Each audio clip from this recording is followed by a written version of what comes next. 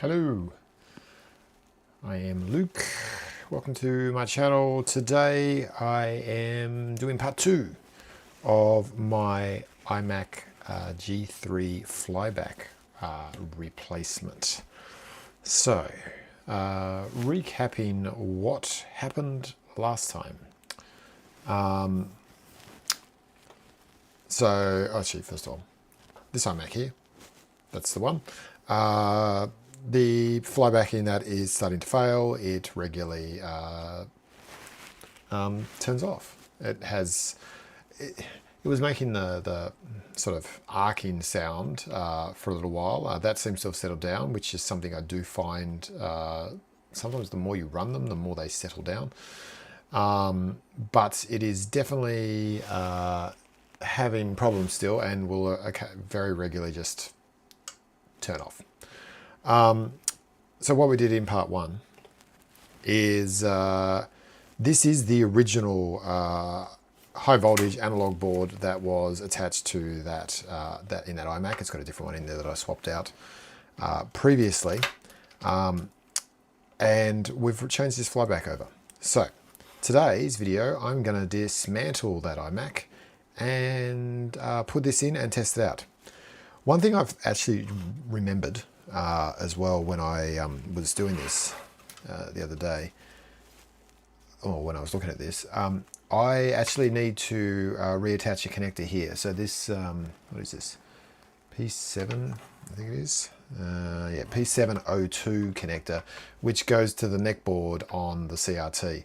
I actually removed the plug for that because one of the other flybacks that I recently repaired, I actually took a revision 1 analog board and put that into a revision 2, one that an iMac that originally would have had a revision 2 analog board. So you can do that. You can't mix and match the board, so you can't have like the two halves of the analog board. You can't have one half being a Rev 1 and the other half being a Rev 2. You have to have them matching, but you can put a Rev 1 or Rev 2 board in any tray loader iMac. You just have to match. But the only exception to that, because obviously what I did is I ended up repairing a Rev 1 analog board and put that into an iMac that originally would have had a Rev 2 analog board. The only difference was this connector here, which, as I said, goes to the neck board on the CRT. That was different. Everything else plugs in, is pretty much like for like, and works. But that one, I actually had to swap the connector over. So what I'm going to do today is dismantle that and get the analog board out. We'll rip that connector off, put it on this board, and then put this in there and test it and see where we go from there. So that is the plan of attack. The other thing, actually, just while I'm here, I'll just show you this. I actually have this here as well, which I'm working on separately. It's stuck. This is actually an analog board from a slot loader iMac. It's dead. It doesn't work. And I'm trying to work out why at the moment. I think it's the flyback, but I'm not 100% sure yet. And there's no obvious signs of fault that I have been able to identify yet. But my search on that still continues. So that's something I'm working on, and I'll do a separate post about that. But that's just an example of what the actual analog board, they obviously went from these type of ones, where they were in 2 halves in the tray loader, to this all combined one board that sits flat in the slot loaders. But yeah, these ones never had fans, so these ones I think just cook themselves. Yeah, I'm looking at that. The paste on that is all looks dry. But yeah, that's that one. It's a story for another day. Ugh. And it's much more complicated, I think, than this one. So I feel like they made the analog board a lot more complicated a beast once they combined them into one. Okay, so what we're going to do now is pick up that iMac and bring it over here to begin dismantling it. I just need to move this out of the way.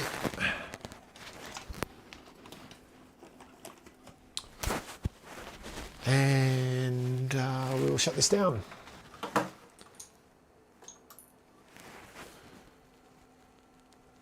Okay.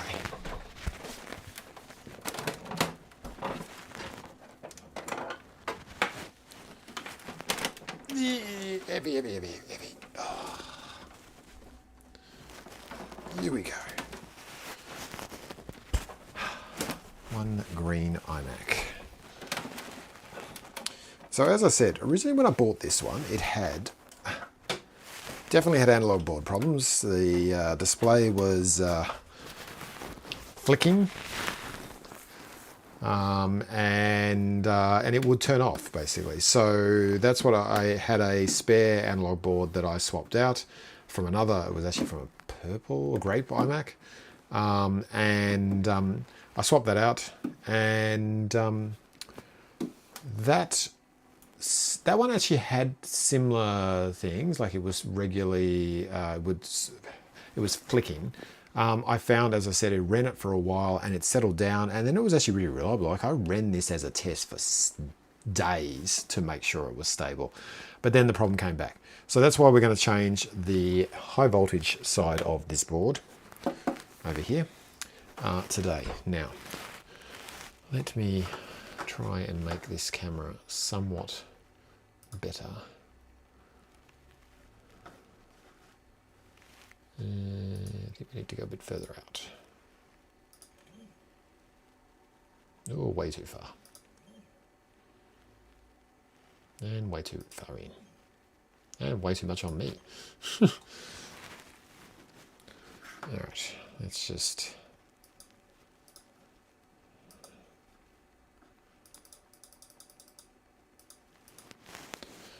that'll do us.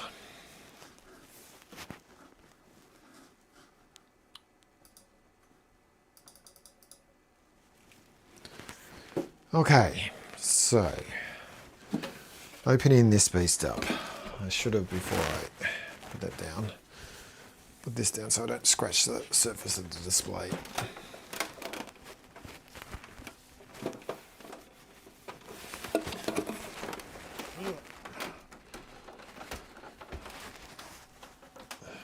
I don't particularly enjoy opening these. There's a lot of work in it, so this will take a little while to do. But we start with that screw.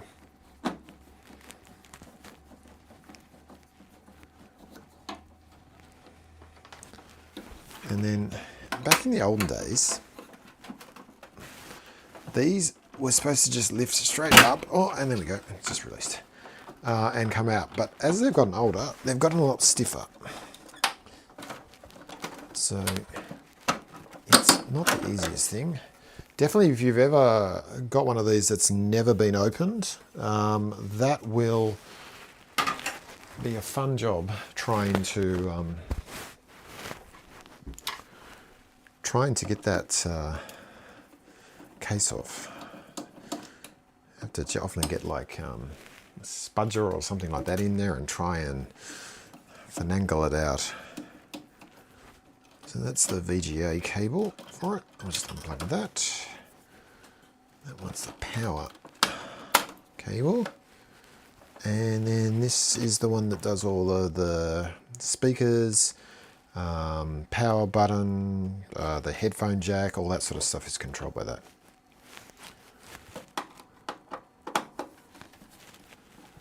And there's two screws here. This screwdriver is not magnetized for some reason, but this one is. Thank you. So I'll put that there so there's somewhere to put these screws.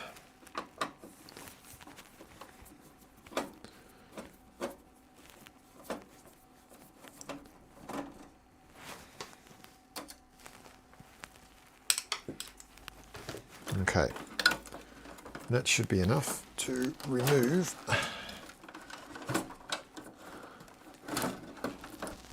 Right, there we go. So there is our logic board. Actually, while I've got this open, I'm going to change that. I've got a coin cell battery adapter that I'll put in there to replace that, because I just don't trust these batteries, even though this battery is one of the ones that I've put in there to replace it. I've just opened up several of these that have been completely battery bombed, and that's not something you want to have happen to it. But yeah, that's our analog board. So that can sit over there. I always liked this design of iMac, just purely for the fact that that was so easy to get to. I feel like, though, in the next revision of them, the slot loaders, they just made it a lot harder to get in. Which, I mean, I don't think Apple were really going for repairability in those days. Okay, I'm just going to flick through my guide that I have for this to make sure I am following the right steps. Blah, blah, blah. I don't care about any of that stuff.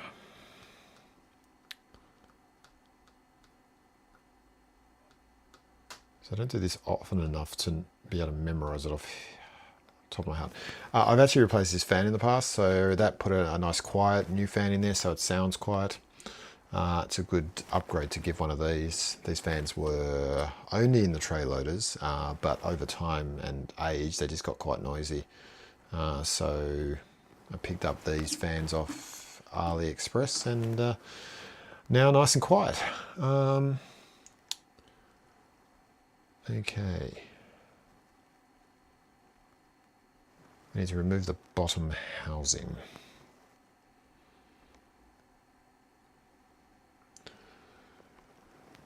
Oh, okay, let's see.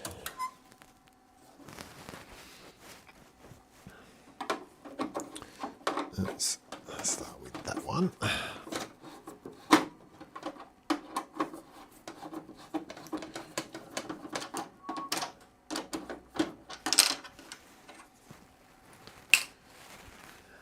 Another one over there. Oh, what's going on? Yep.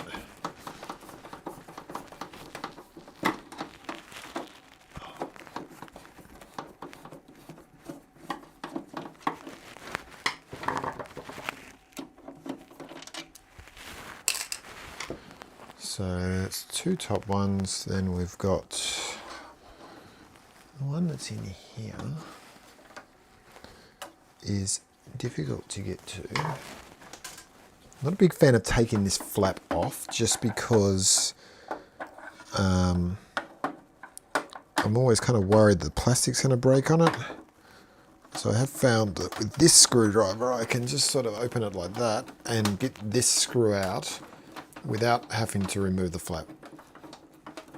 Often when you pick up these iMacs, this flap is completely missing because I feel like everyone decided that it was annoying and either ripped it off or it's just disappeared over the years. And obviously with the that one's tight. Jeez. With the tray load, slot loader later version of that, they did away with that door altogether. So obviously, I'd say someone at Apple looked at it and went, yeah, no, we don't need that. I imagine that would help them save some money. There's two down here, these two.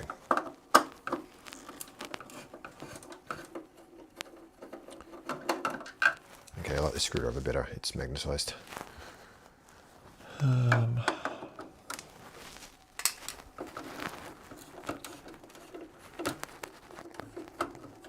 They're smaller screws, obviously because they're not going into plastic, they're going into metal, so they must be the same as these type of ones up here, I reckon.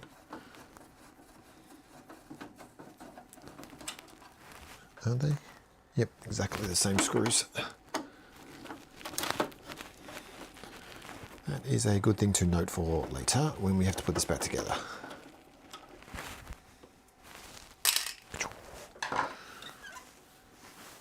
All right.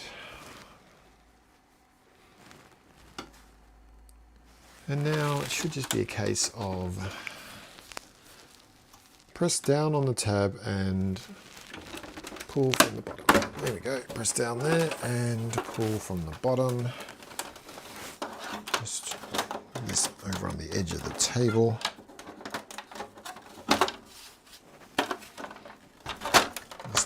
Just need to unclip it. Come on. The front. Come on, you can let go.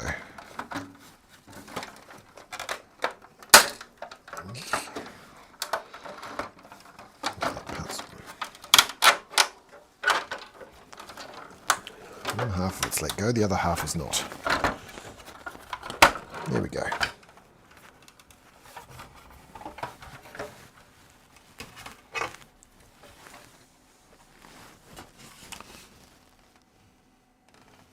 I see why. This I didn't break then. I think this is somehow broken at some point. It's got little tabs here and here. Those two there are missing. Probably at some other point, whether either I opened it or someone else did.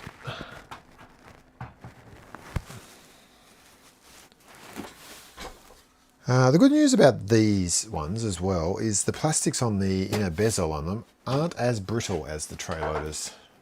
Sorry, as the slot loaders. The slot loaders just fall apart the moment you touch them. These ones are pretty good.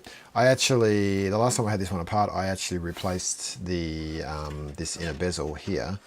This is not the original one it had. I had another one that I had come from a battery bomb one that I then retro-brighted because it was this one was originally quite discoloured. And so it has the retro-brighted one that I recovered from that other iMac. Next steps.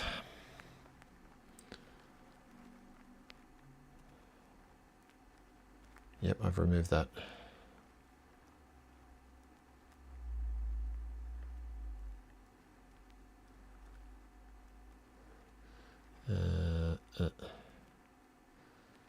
Okay, yep, okay. So, okay, what you're actually supposed to do. Apparently, when I do that unclipping, I'm supposed to lie on its side. Good to know.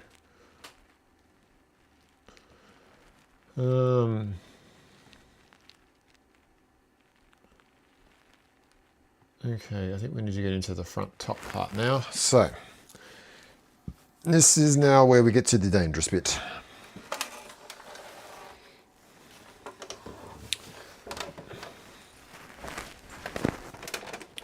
So, let's do that down there, just making sure I don't squash the cables.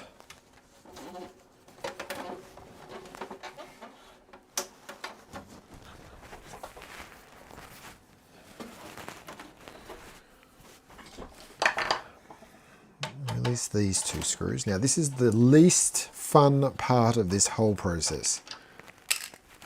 Mostly coming from my experience of pulling apart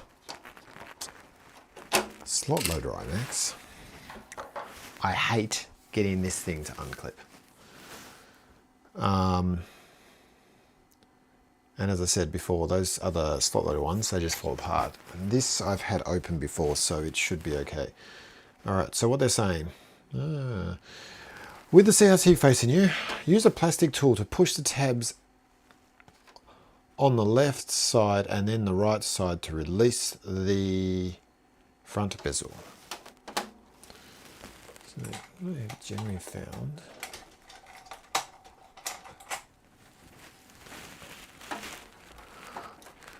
the plastic spudger just in here helps to release that without damaging the plastic. Okay, we've got 1 and 2 out.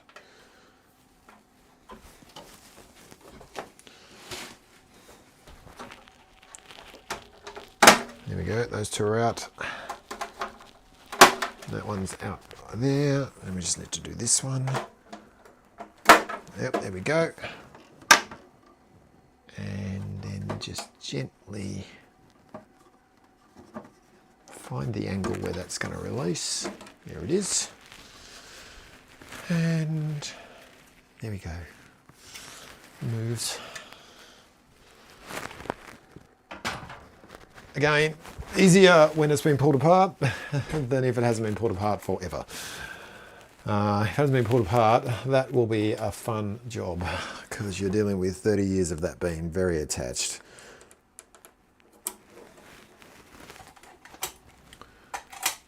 Okay.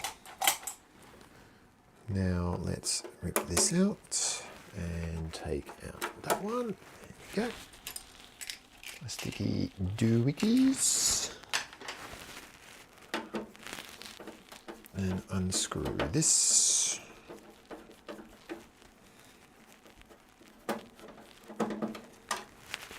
And this one.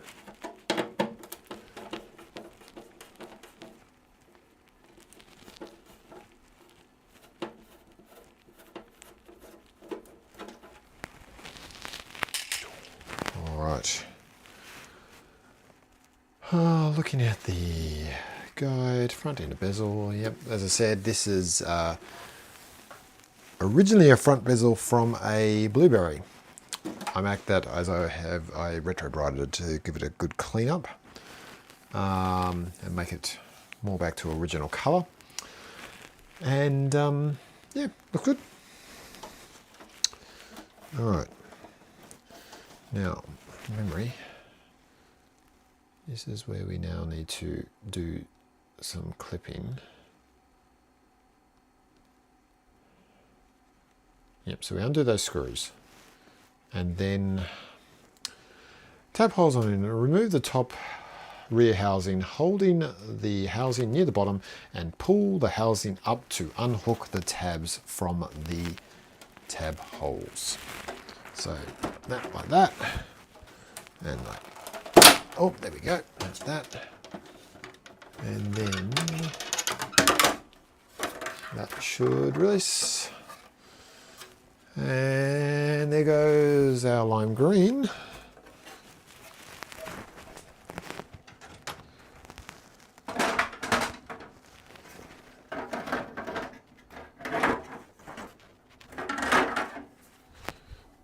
Stay there. Okay. Now, there is nothing left of this iMac to say that it is a lime green anymore. Basically, if you ever want to swap these around, like if you've got a working one and you want to change the color of it, and you've got a broken one and a working one and you want to swap the colors around, this is the level you need to get it down to, and then you can basically swap the color panels over. They're all the same. That's a bit loose.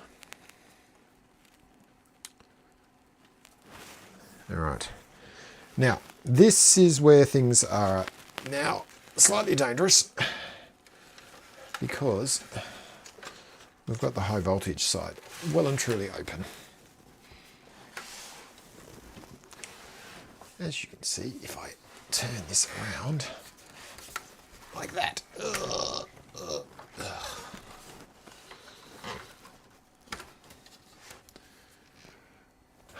so no touching of that because this has been just recently on until I can ensure that there's no voltage. So I'm going to discharge the CRT, which it should be discharged already. Yep, it's discharged.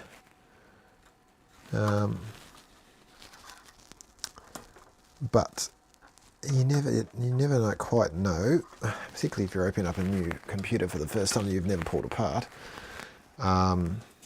So you should always make sure you discharge it. And there we go. So that's discharged there. Now, obviously, also there's big ass capacitors like this big beastie here. You touch the connectors of that. That can give you a bit of a jolt as well. So don't touch it. Or if you do touch it, you need to make sure it's been discharged. So now we have to take the shielding off.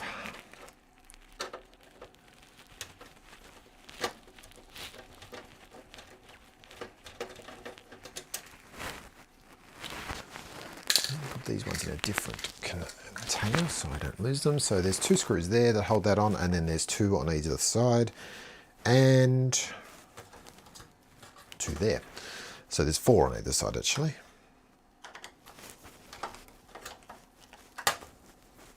Actually, I'm going to use this screwdriver for this, because this is nicely magnetized.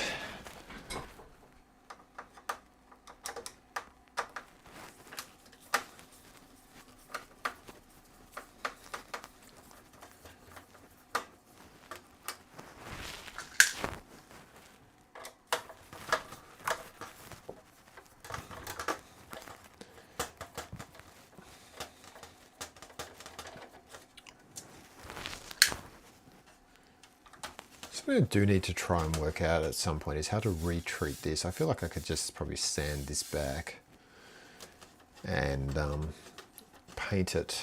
It just, I think because the air vent, is there a there? Yeah, there is, yeah, the air vent's there.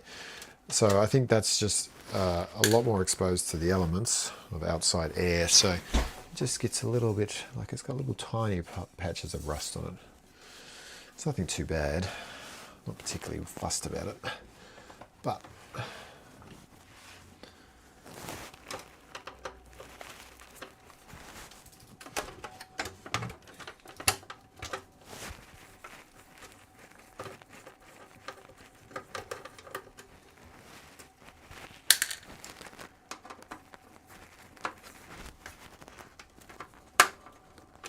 come on, come out. There we go.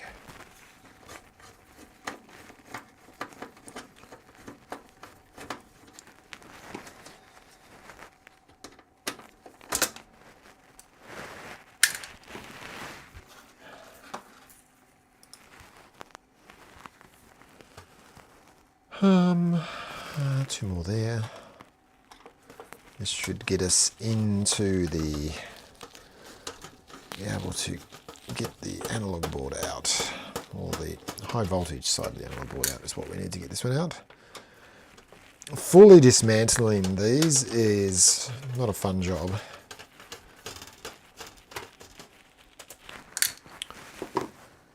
I've got a purple one, grape one, sorry,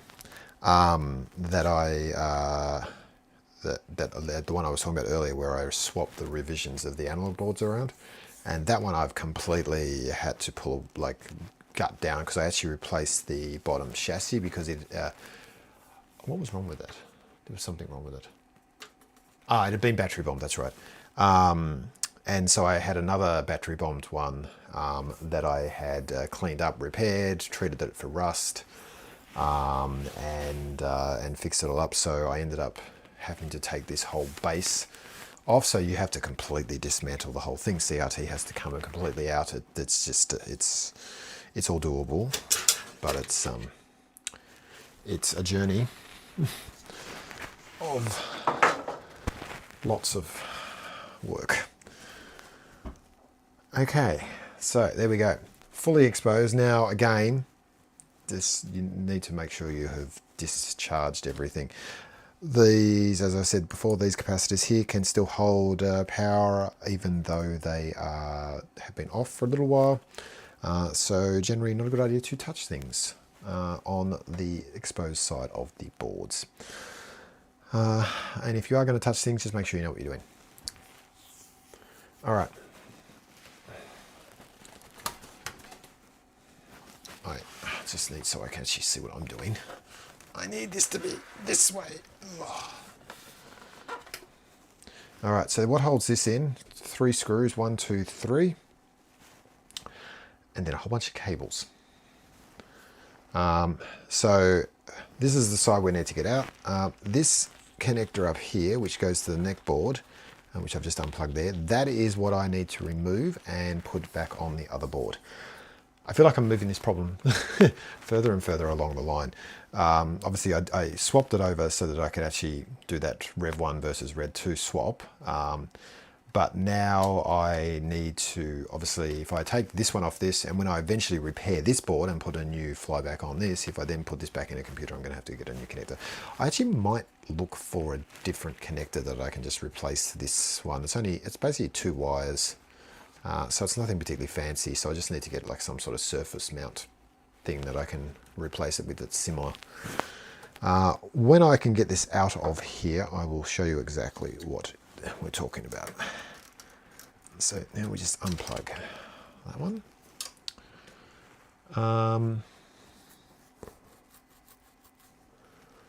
And then just make sure I know what I'm doing. We slowly ease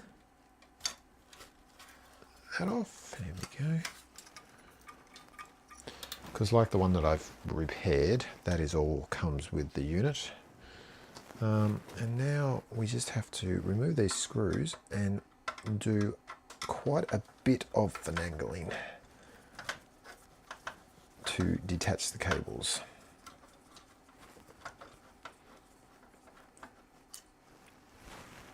One.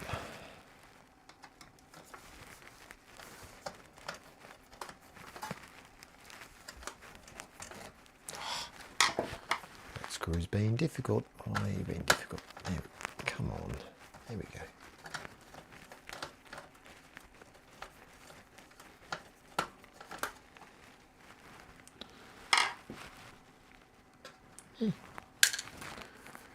And this one.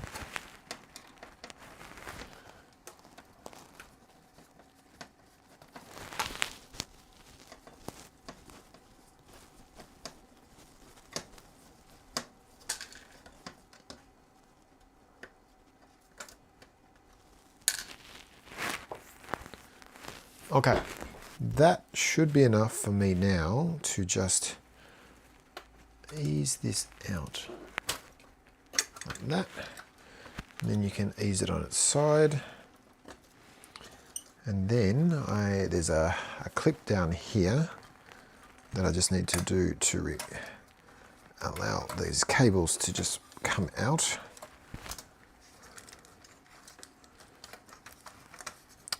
Now there's a plug first of all. Hold on, where are we? There's a not high voltage, a earth cable that attaches to this that needs to detach. I feel like I need 3 hands to do this. And one comes out, and then the video signal cable needs to come out as well from in here. Okay, that's released all of that. Then this video signal cable needs to, well, not video, I think that's just a data cable. That one comes out. And then we've got these 3 cables down here, which essentially are what link, well, this one, I don't need to detach this one because this is attached to that. There's 2 here that actually go along the front of the iMac.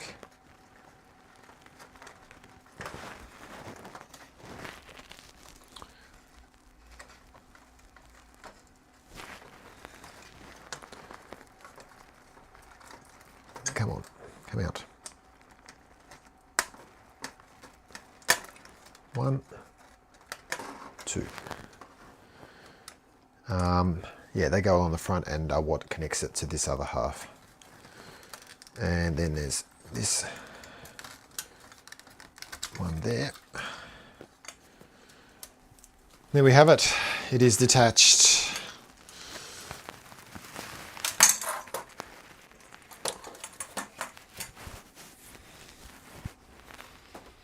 So now I'm just going to get this out of the way for a minute.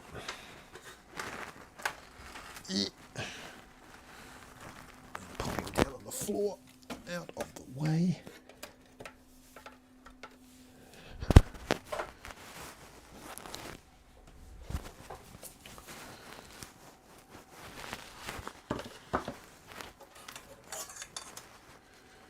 So that is basically what we were looking at last time.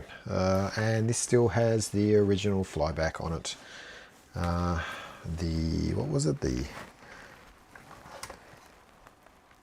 6174Z1017D. Still makes me think of the USS Enterprise. Okay, so this connector needs to have its clip side facing away from the A. That is just something I need to remember.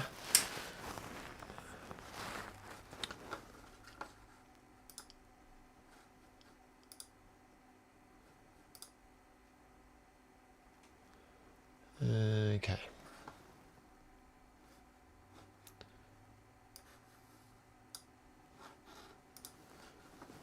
All right, let's go in and zoom in a little bit, shall we? So yeah, as you can see here, this one's got this connector here that I just need to take off so I can mount it on the other board. And we'll then work out what we'll do with this one later on.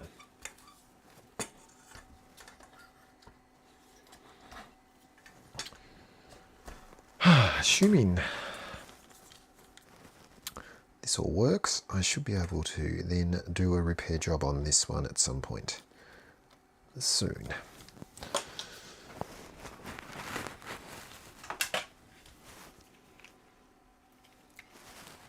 I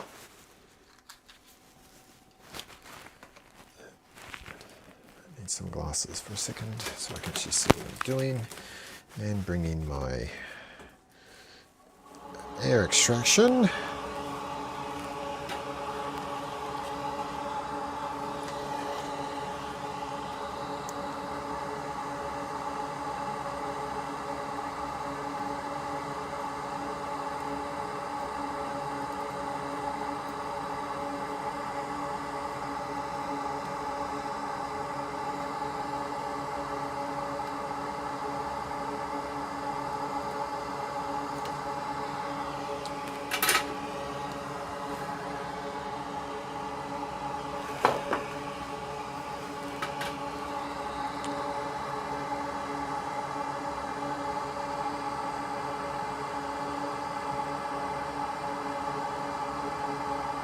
Come on, solder, come off.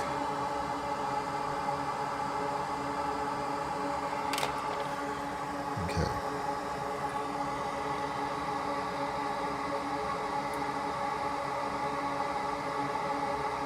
Just need to slowly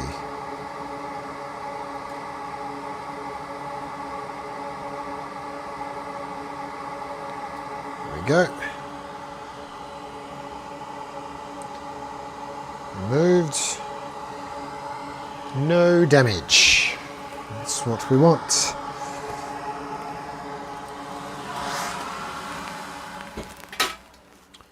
No damage.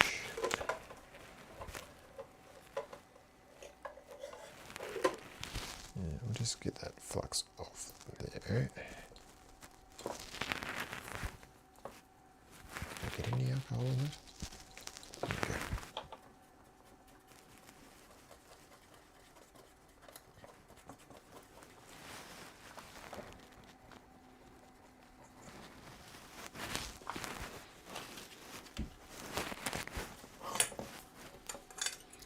So yeah, that's the only thing that's different for some reason from the connector wise point of view. Nothing else you needed to do different other than that connector for that CRT neckboard thing. Just a completely different plug. All right, let's get rid of this thing. That's our faulty one out of the way. Don't confuse them. And let's bring our repaired one back in. And I just backed my chair into the Mac, not what I should be doing.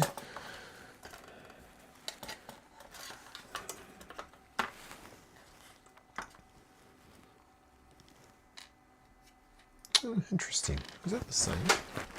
Just curious. It's not... Oh yeah. I just thought that the screen printing on the circuit board was different the other way around, but it is the same. Alright, so this one needs to go in there like that.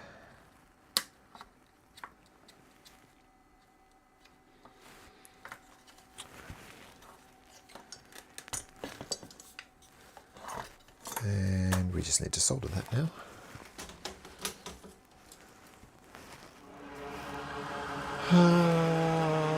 where's my solder gone?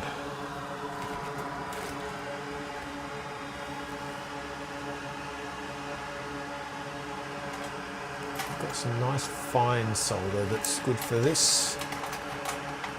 I honestly don't know where it is. Where is it?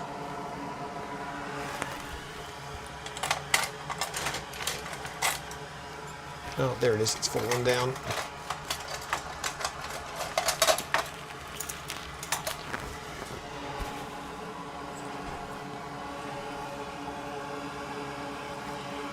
Right.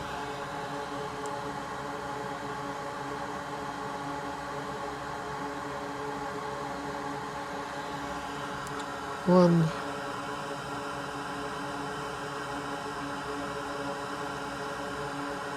Two.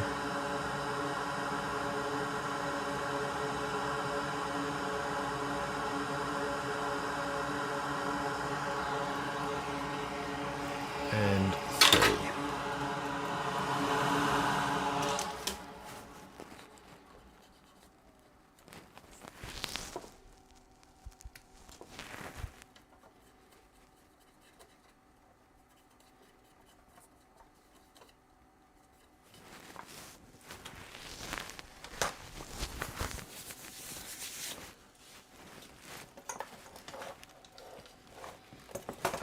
I just want to eyeball that and make sure that is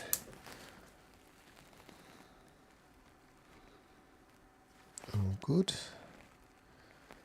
Yeah, so it's definitely only the outer two on that are connected to the one in the middle is just there for looks.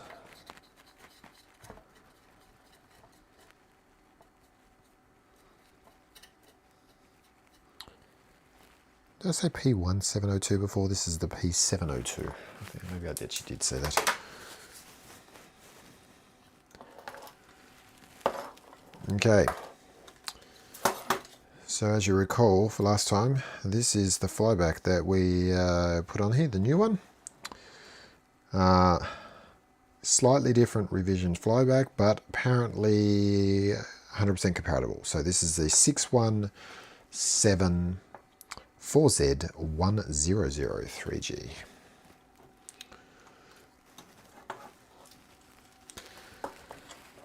And sadly, bloody hard to come by nowadays. Because no one is making flybacks anymore.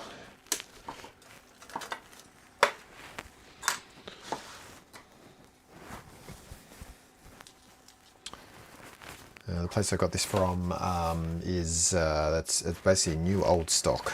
So they must have bought it from somewhere that was selling up a whole bunch of flybacks.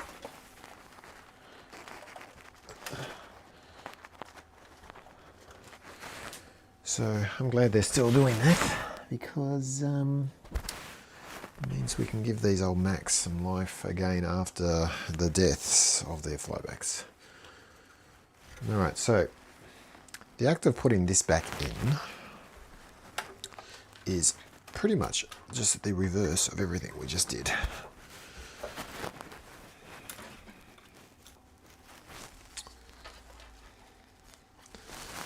But because we've obviously replaced all the cabling, things are just not quite exactly in the same position as they were previously. So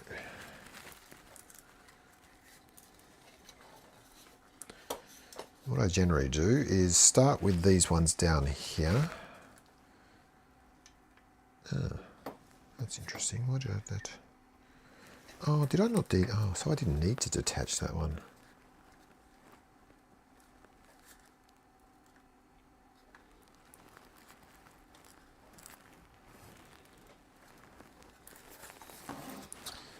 That's interesting.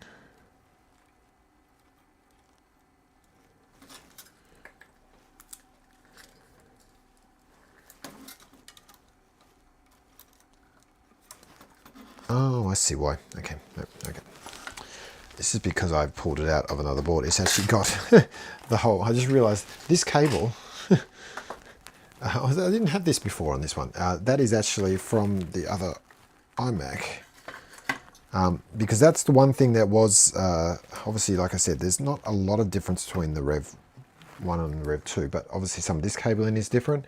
So I just swapped the cables over with that. So that I don't need this wiring. Oh, I just realized my camera's not in a good view there. I don't need that wiring harness. So let's just get rid of it for a second.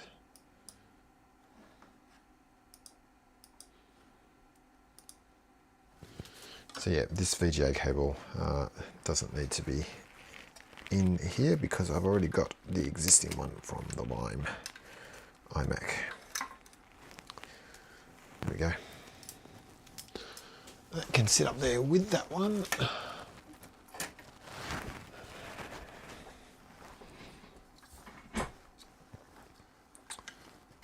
Now,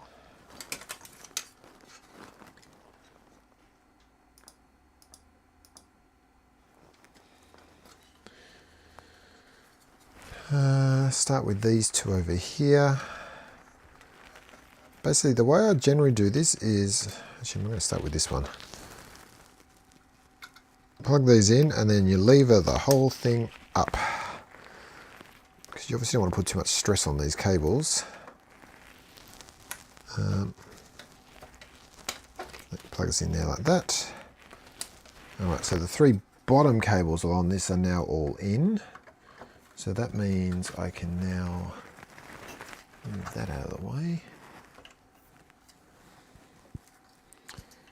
Lift that back up like that, and that's our cable that goes in there, into that connector that we just reattached.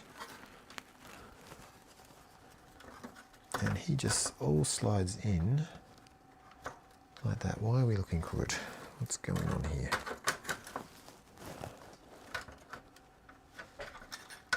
Oh, because I'm sitting on.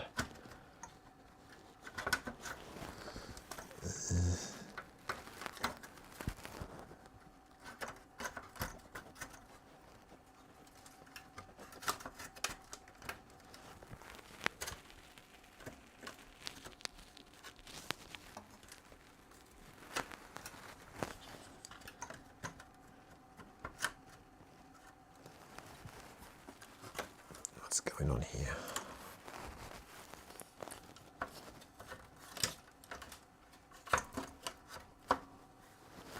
That needs to go in there like that. Ah, there we go. Nope.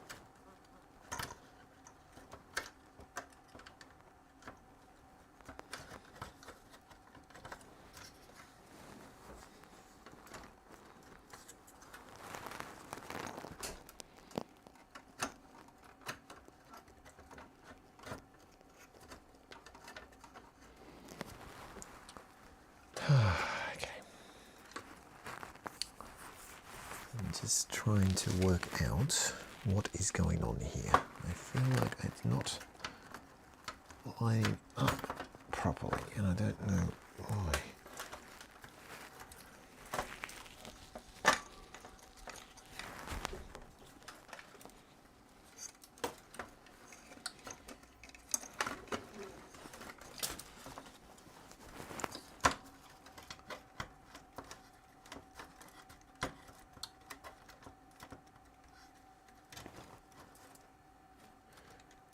Oh.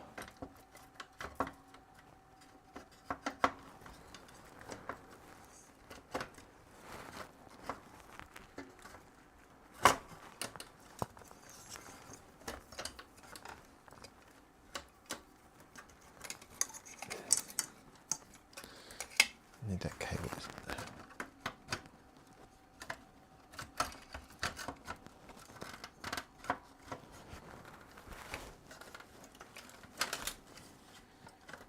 Okay, there we go. I think it's because I've got it sitting on this. It's just putting pressure.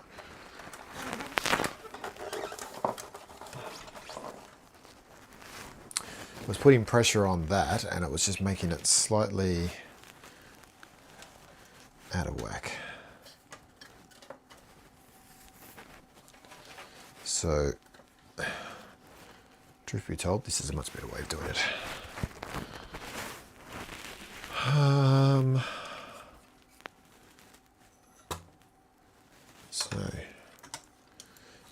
We haven't attached that cable there. Which needs to go in there like that.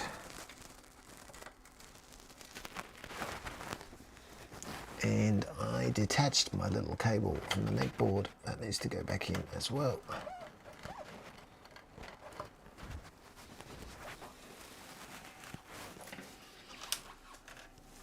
Much longer flyback lead on this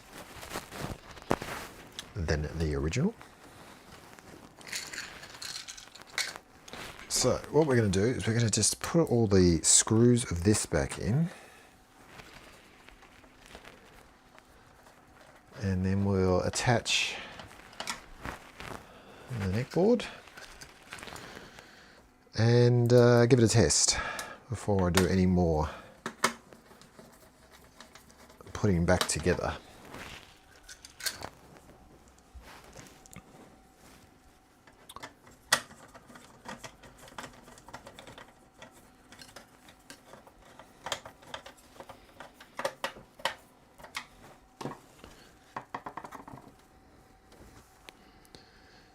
Everything's all nicely plugged in there. That's all there. So now, push these cables back into this cable tidy that's here. And I'll lift my camera back up a bit higher so you can see what I'm doing. Hello if you're watching as well. Thank you for joining. Okay. VGA cable. Actually, we'll put the earth one in. Actually, no, we are going to do the VGA cable because that is the shortest one.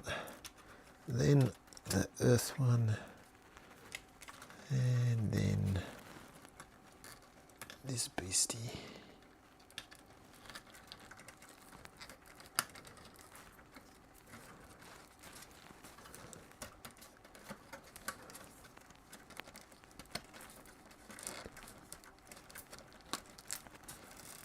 All right. So all our cables are in. Now we just need to get that lined up, which it is, and then gently just slot it into place.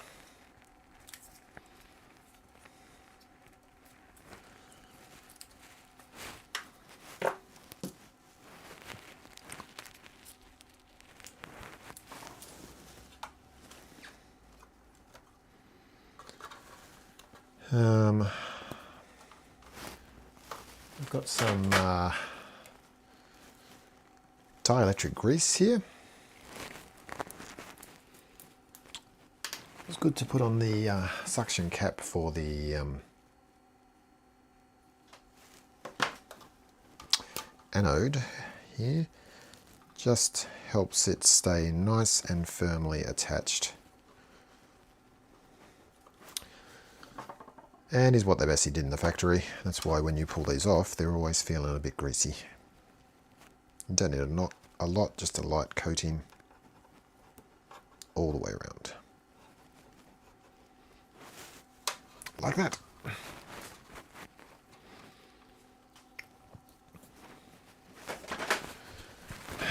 I could probably wait and actually do that after I've tested this to make sure it actually works, but I'm going to be hopeful. Right.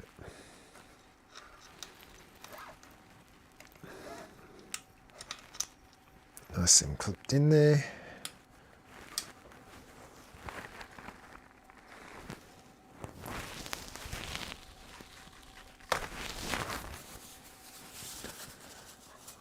Bit of grease on my fingers, and now I've got it on there.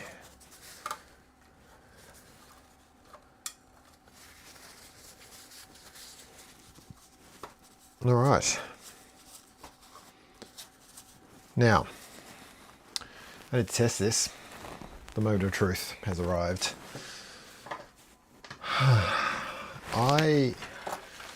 Just in case this is going to blow up on me, I'm not going to use the proper analog logic board for it. I'm going to use this one that I have over here. Now, this is purely just so I can power up the thing.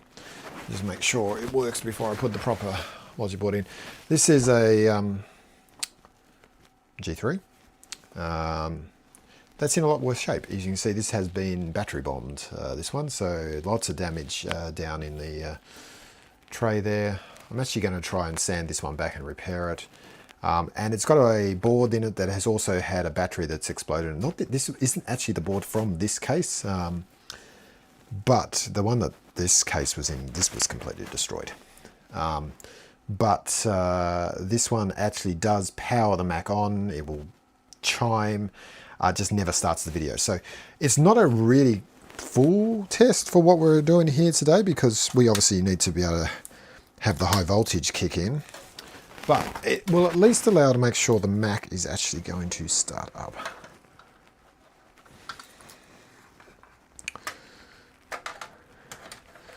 Before I put my more valuable working board in it. So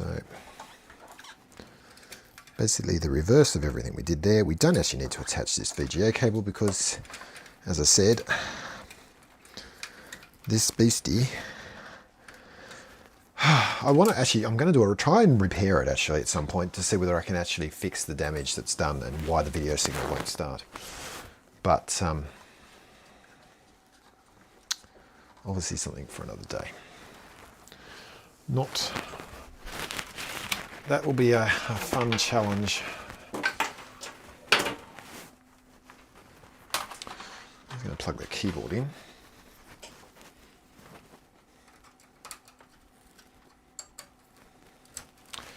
So that I can use the power switch on the keyboard.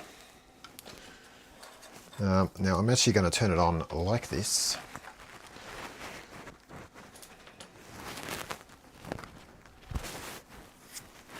And because I don't need to show you the screen. So we've got our power cable, which is not turned on, just checking. That.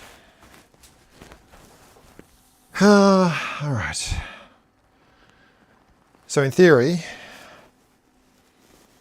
turn the power on, push the power key on the keyboard. It should chime. And that's about all. That's what we want to see happen now.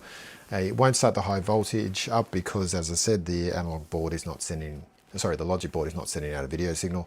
But it will at least allow me to make sure that the two sides of this are happily talking to one another. So, power on. 1, 2, 3.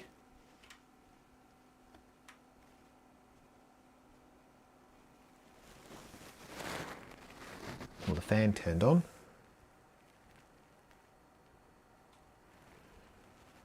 Interestingly, it didn't chime.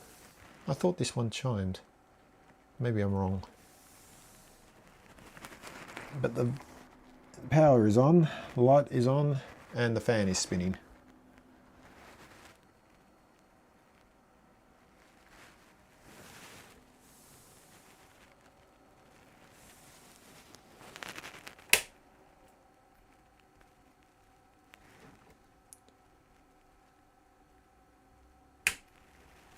Just going to do it again just to see. Yep. Okay, so good.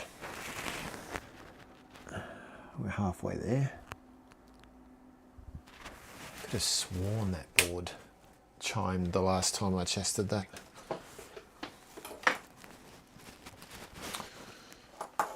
Anyhow, that has proved what I wanted it to do, which was that this wasn't going to immediately blow up on me. The real moment of truth now, though, is to actually get a video signal on it.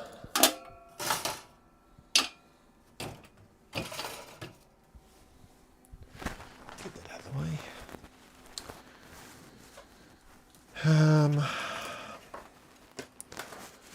So let's put our logic board back in here.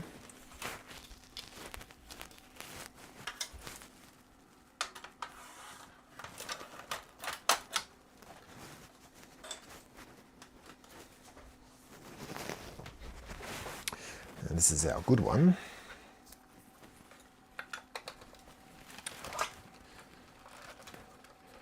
Attach the power cable.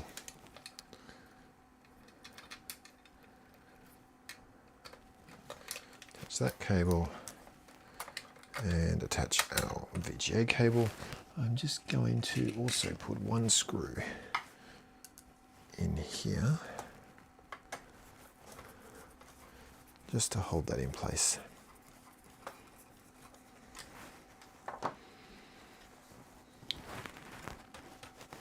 Do 1, 2, 3 in, that's in, screws in there.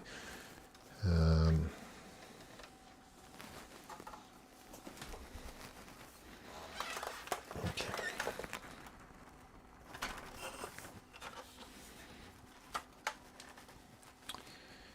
Now one thing I am going to do actually as well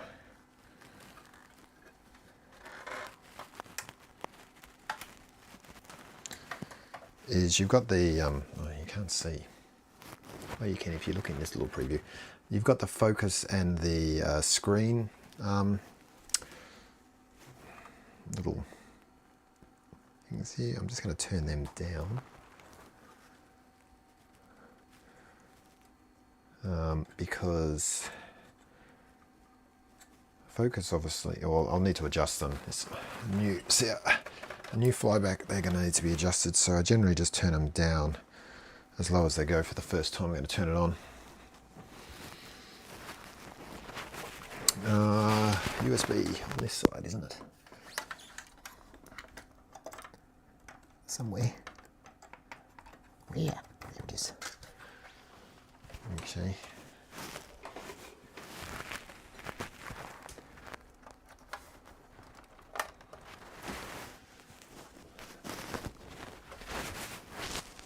All right.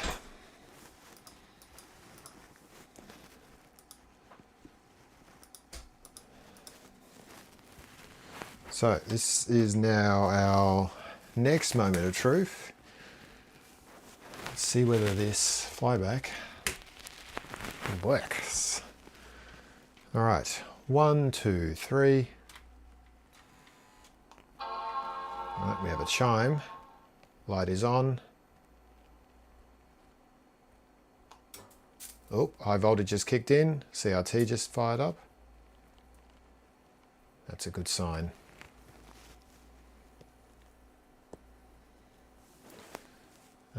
I'm just going to use my plastic tool here to now tweak this up. There we go. It's well and truly out of focus.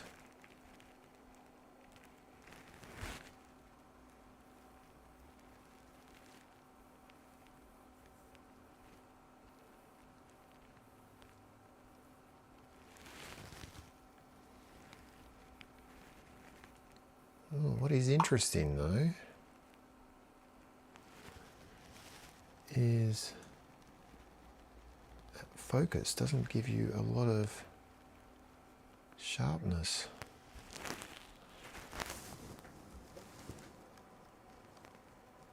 I may have to do some looking around to see what other focus options we've got, because it's way out of focus now. You probably can't see it as much on there, but it's really out of focus.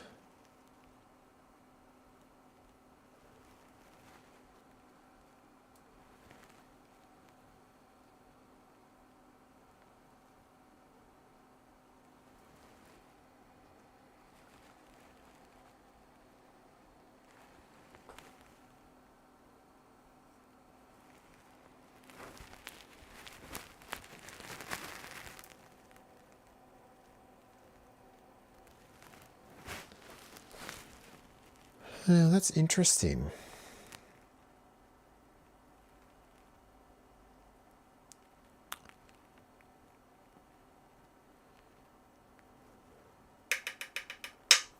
So that flyback works,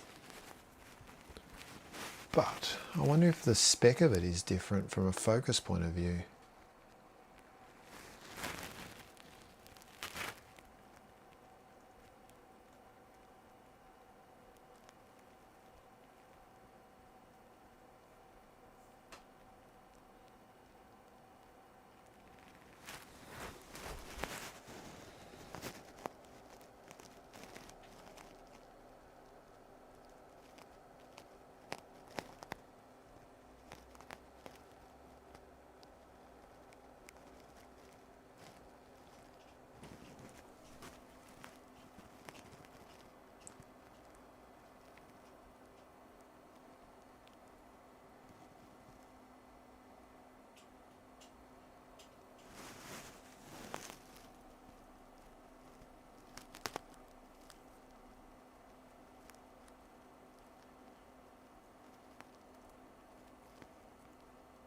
Ooh, don't turn it up that high, Luke.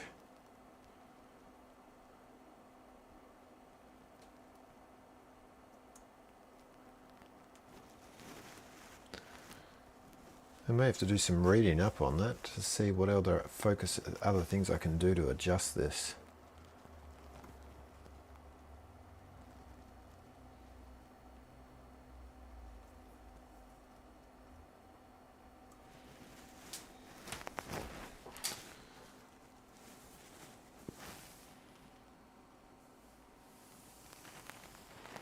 She's definitely not really very usable in the current focus level that it's got.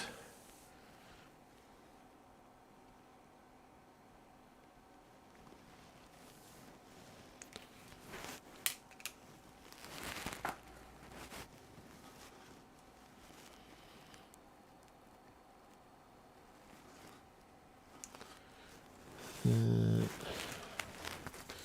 just going to be careful here because I've got this still open. So I'm going to plug a mouse in.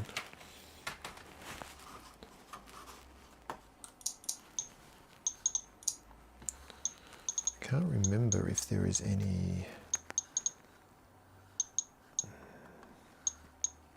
soft controls I can do around that.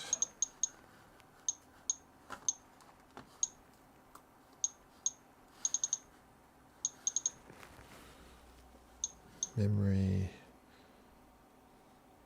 I feel like the longer it's running, the more it's focusing. Or it's actually much more focused in the dead center of it.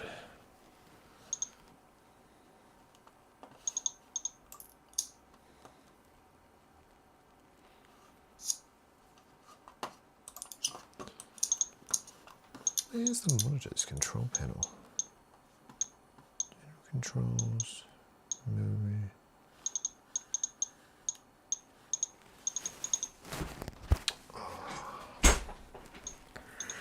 I swear there's supposed to be a monitors.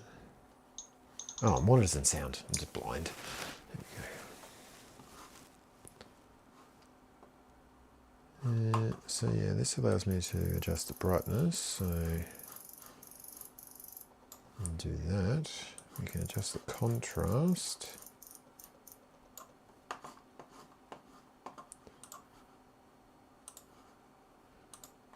Yeah, no soft controls for focus. Built-in monitor settings, height, width, position, rotate, keystone.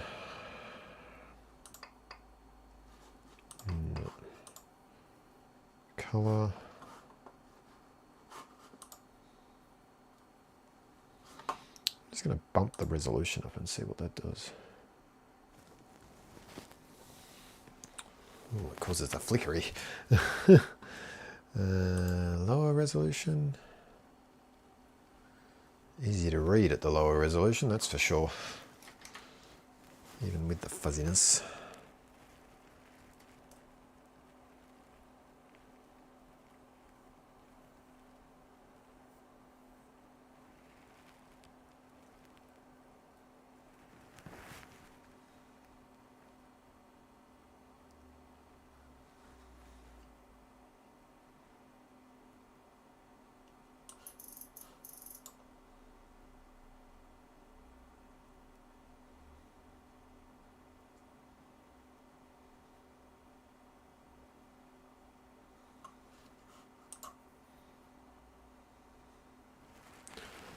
Well, that's a little disappointing that that's got no more adjustment in it.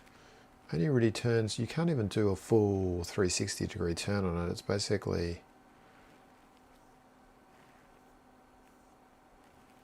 I mean, it's definitely really blurry like that, and then it's less blurry like that. I feel like it just needs to go a smidge more.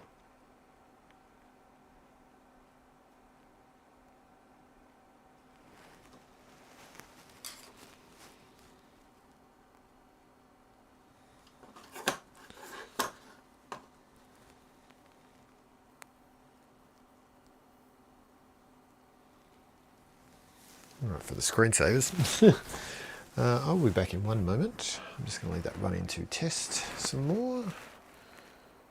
Stay right there.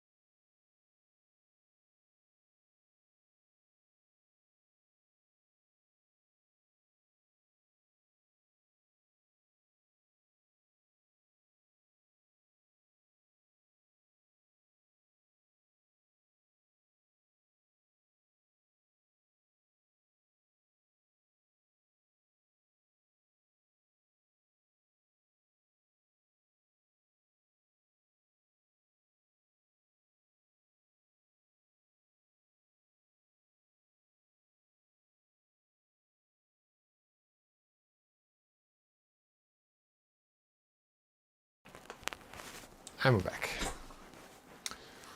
Okay, so I'm just actually curious now, like, what adjustments are there for focus and whether any of them are easily doing now, or I'm going to have to do some research in this.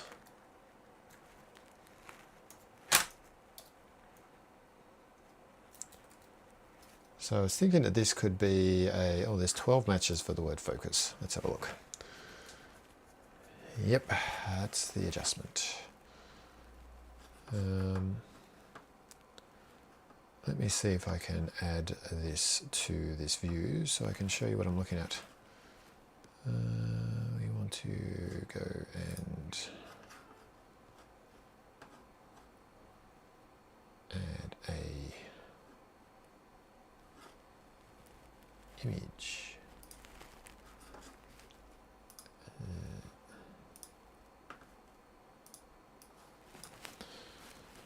PDF.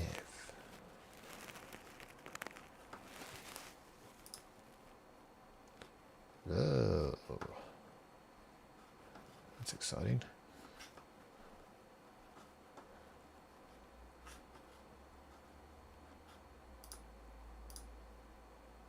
There we go.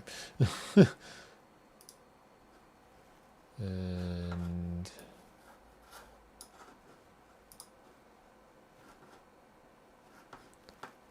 we want to open up the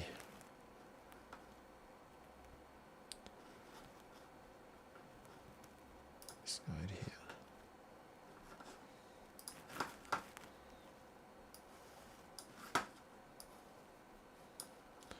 here. Okay, this is the guide I'm looking at the moment.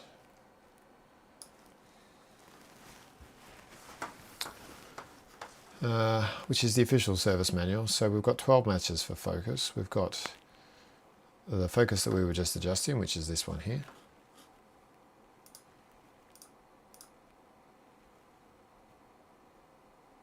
Oh, there is an adjustment on there. Open display adjustments. What is this talking about? Maybe all is not lost.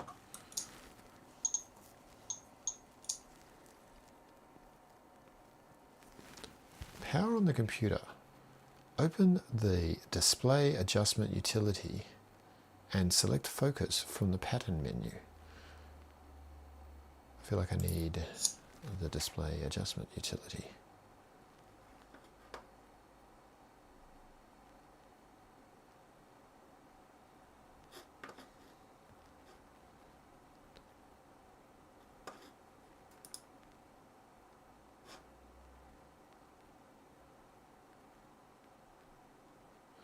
Using a flathead plastic screwdriver to the focus packs and measures. Oh, so yeah, okay.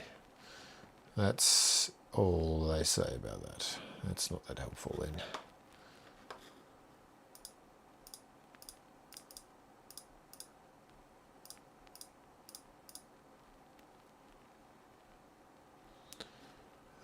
Just using that.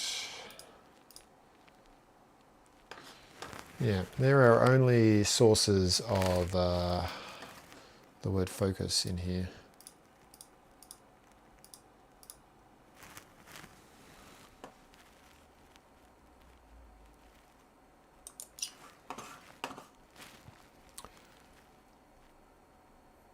So my working theory on this, let's turn that off for now for the moment,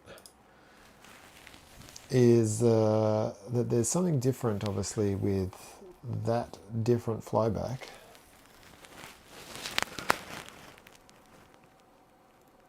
which means the focus is a bit out of whack.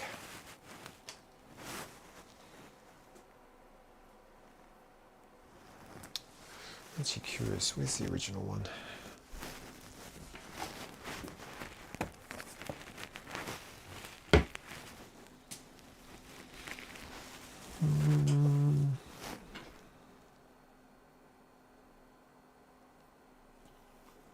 Nope, that's not the one.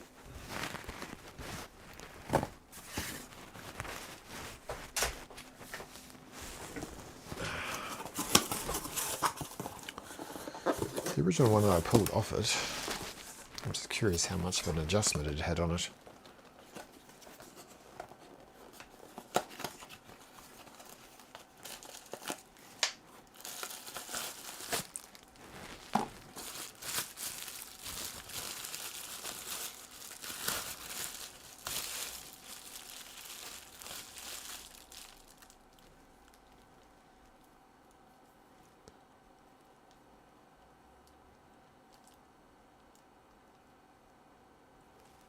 So, angled that way,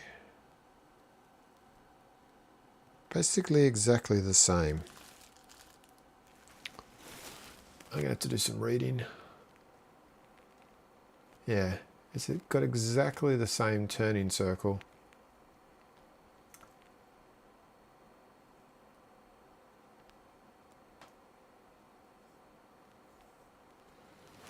Oh well. This project lives for another day. But at least it is powered up and working, and the next challenge will be to see whether I can fix that focus problem through some means of other adjustments.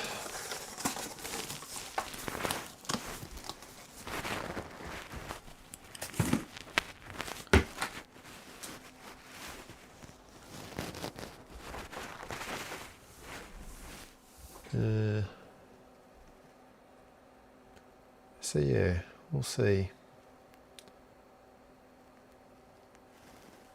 Everything seems to be okay here though. It is powered up and it is working. Let's just shut it down again and turn it back on again.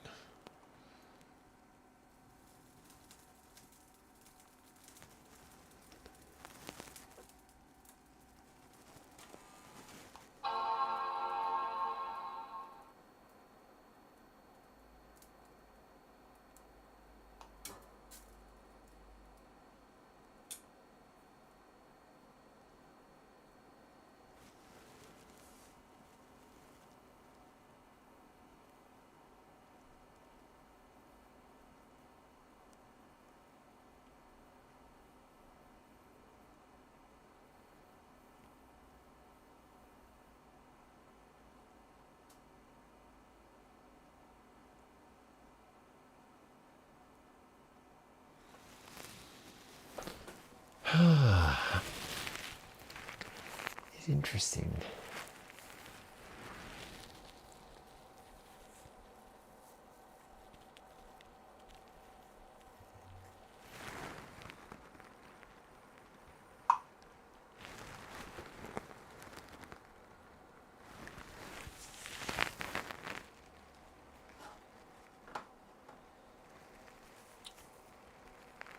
Yeah, because according to all of the instructions on there in the service manual, the only focus adjustments are what's on that flyback.